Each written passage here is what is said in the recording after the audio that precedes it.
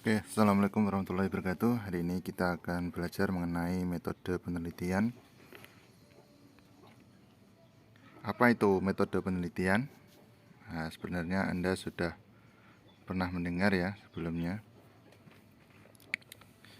Oke, untuk metode penelitian itu adalah cara ilmiah untuk memperoleh data dengan tujuan dan kegunaan tertentu.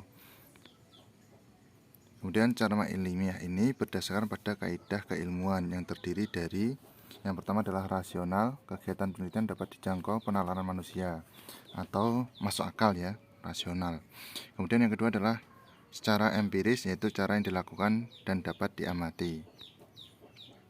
Kemudian sistematis, langkah yang digunakan ini bersifat logis dan juga terukur.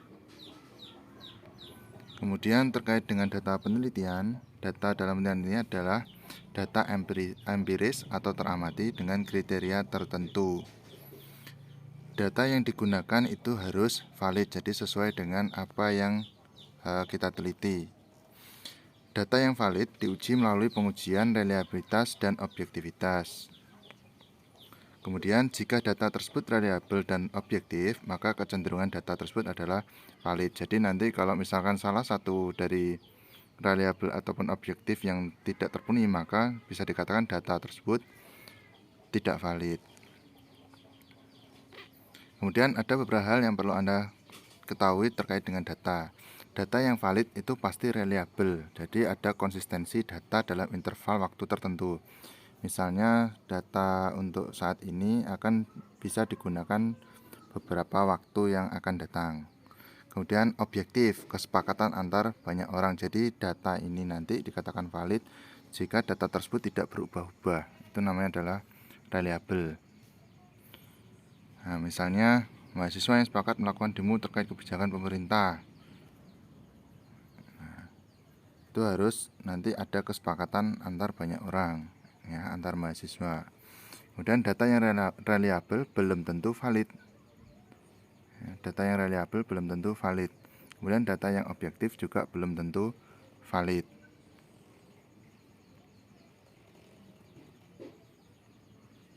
Oke, tujuan dan kegunaan penelitian. Yang pertama adalah penemuan data temuan baru belum ada yang mengetahui. Jadi ini awal.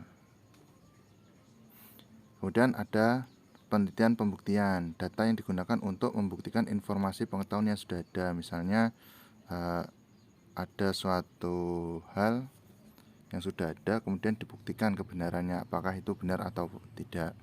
Kemudian pengembangan, jadi dari produk yang sudah ada dikembangkan lagi supaya lebih praktis dan juga efektif. Kemudian manfaat penelitian. Dari hasil penelitian pada dasarnya kita dapat memahami, memecahkan dan mengantisipasi suatu permasalahan. Itu manfaatnya. Kemudian jenis-jenis metode penelitian berdasarkan tujuannya. Itu ada penelitian dasar atau biasanya disebut basic research. Kemudian penelitian terapan, applied research. Penelitian pengembangan, research and development. Ya, kemudian berdasarkan kealamiahan itu ada penelitian eksperimen, survei dan juga naturalistik. Untuk kuantitatif sendiri termasuk ke dalam penelitian eksperimen.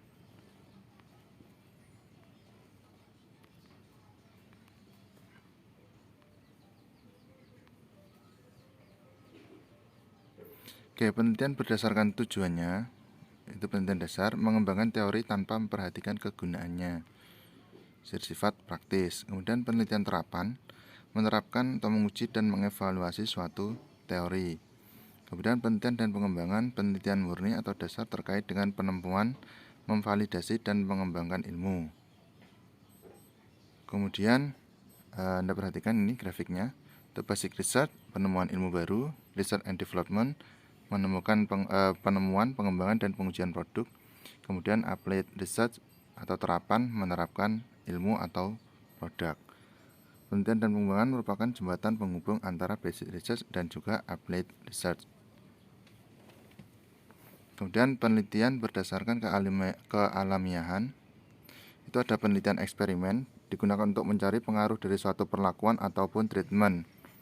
Kemudian penelitian survei digunakan untuk memperoleh data dari suatu tempat tertentu secara alamiah, bukan buatan. Penelitian naturalistik atau kualitatif meneliti pada tempat yang alamiah dan tidak memberikan perlakuan. Pengertian penelitian kuantitatif adalah metode penelitian yang digunakan untuk meneliti pada populasi atau sampel tertentu. Teknik pengambilan sampel pada umumnya dilakukan secara random. Pengumpulan data menggunakan instrumen penelitian. Analisis datanya bersifat kuantitatif atau statistik dengan tujuan untuk menguji hipotesis. Nah, berikut penelitian kuantitatif, yaitu menganut pada filsafat positivisme, yaitu realitas, gejala, dan juga fenomena. Dapat diklasifikasikan relatif tetap, konkret, teramati, terukur, hubungan gejala bersifat sebab akibat.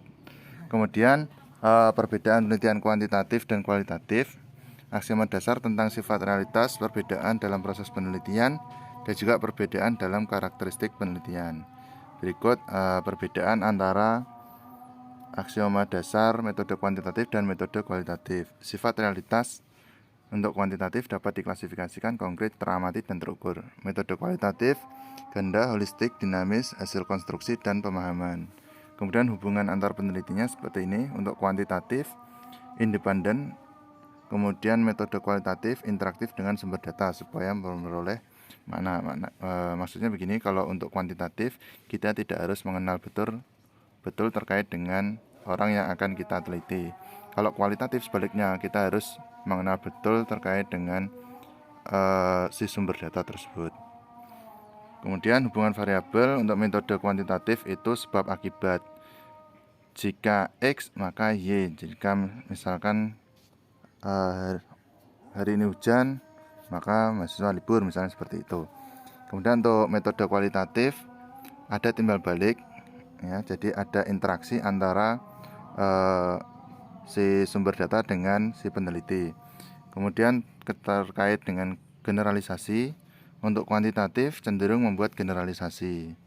Untuk metode kualitatif itu transferability hanya mungkin dalam ikatan konteks dan waktu tertentu. Untuk peranan nilai, metode kuantitatif itu cenderung bebas karena tadi ya sifatnya, karena kita tidak mengenal betul dengan si sumber data. Kemudian metode kualitatif terikat nilai-nilai yang dibawa peneliti dan juga sumber data. Kemudian metode kuantitatif didesain spesifik, jelas, rinci, ditentukan sejak awal menjadi pegangan setiap langkah. Kemudian metode kualitatif umum, fleksibel, berkembang dan muncul dalam proses penelitian. Tujuannya untuk kuantitatif menunjukkan hubungan antar variabel, menguji teori, dan mempunyai generasi yang mempunyai nilai prediktif. Untuk kualitatif menemukan pola hubungan yang interaktif, menemukan teori, menggambarkan realitas yang kompleks, dan juga memperoleh makna. Teknik pengumpulan datanya untuk kuantitatif berupa kuesioner, observasi, wawancara terukur, tes, dan seterusnya. Untuk kualitatif, observasi partisipan, interview, dokumentasi, dan juga triangulasi. Instrumen penelitian untuk kuantitatif bisa menggunakan tes, angket, daftar wawancara, dan juga instrumen yang telah terstandar yang memenuhi tadi ya, valid, reliable. Kemudian peneliti sebagai instrumen itu untuk kualitatif, jadi instrumen utamanya adalah si peneliti sendiri, kemudian ditunjang dengan buku catatan, tape recorder, kamera, handycam, ataupun peralatan yang lainnya. Kemudian dari sisi data, untuk penelitian kuantitatif itu datanya berupa data kuantitatif, hasil pengukuran variabel yang dioperasionalkan dengan menggunakan instrumen. Kemudian untuk data kualitatif itu deskriptif kualitatif, berupa dokumen pribadi, catatan lapangan, ucapan, tindakan responden, dokumen lain yang menunjang untuk hasil penelitian kualitatif. Kemudian dari sisi sampel, kalau kuantitatif itu besar, representatif, sedapat mungkin random, ditentukan sejak awal. Jadi kalau di kuantitatif lebih menekankan pada random secara acak. Kemudian kalau kualitatif kecil, tidak representatif dengan menggunakan pengambilan sampel purposif ataupun snowball, berkembang saat penelitian. Analisisnya untuk kuantitatif setelah selesai pengumpulan data, kemudian secara deduktif menggunakan statistik uji hipotesis. Untuk kualitatif terus-menerus sejak awal, jadi seperti tadi karena ada triangulasi, kemudian induktif mencari pola, model, tema, dan juga teori. Hubungan dengan responden dibuat jarak agar objektif. Untuk kuantitatif, kedudukan peneliti lebih tinggi dari responden Kemudian jangka pendek sampai hipotesis dapat dibuktikan. Jadi kapan penelitian kuantitatif itu selesai? Ketika data sudah diperoleh, kemudian diuji hipotesisnya diterima atau ditolak, maka penelitian tersebut sudah selesai. Beda halnya dengan kualitatif, hubungan dengan responden itu akrab, akan memperoleh pemahaman yang mendalam, kedudukannya sama, supaya kita bisa berinteraksi sumber dengan peneliti. Jangka waktunya cukup lama sampai datanya jenuh. Maksudnya jenuh adalah data sudah tidak berubah. Jadi ketika kita tanya A, jawabannya A. Tidak kita tanya A, jawaban B, jawab C, dan D, dan seterusnya. Kemudian usulan desainnya untuk kuantitatif luas dan rinci. Literatur yang digunakan berhubungan dengan masalah dan juga variabelnya, prosedur spesifik. Kemudian masalah dirumuskan dengan jelas, hipotesis dirumuskan dengan jelas, dituliskan secara rinci dan jelas sebelum ke lapangan atau ke penelitian. Untuk kualitatif, singkat, umum bersifat sementara, jadi bisa berubah. Literatur yang digunakan bersifat sementara, prosedur bersifat umum, masalah bersifat sementara dan akan ditemukan setelah studi pendahuluan. Tidak dirumuskan hipotesis karena justru akan menemukan hipotesis.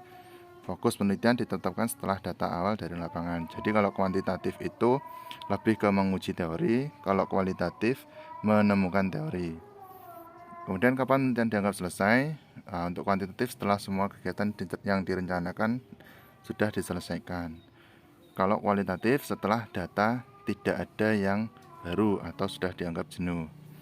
Kemudian untuk kepercayaan, keabsahan hasil penelitian, untuk kuantitatif itu karena instrumennya itu harus melulus pengujian validitas dan reliabilitas instrumen. Kalau kualitatif itu pengujiannya adalah dengan kredibilitas atau triangulasi,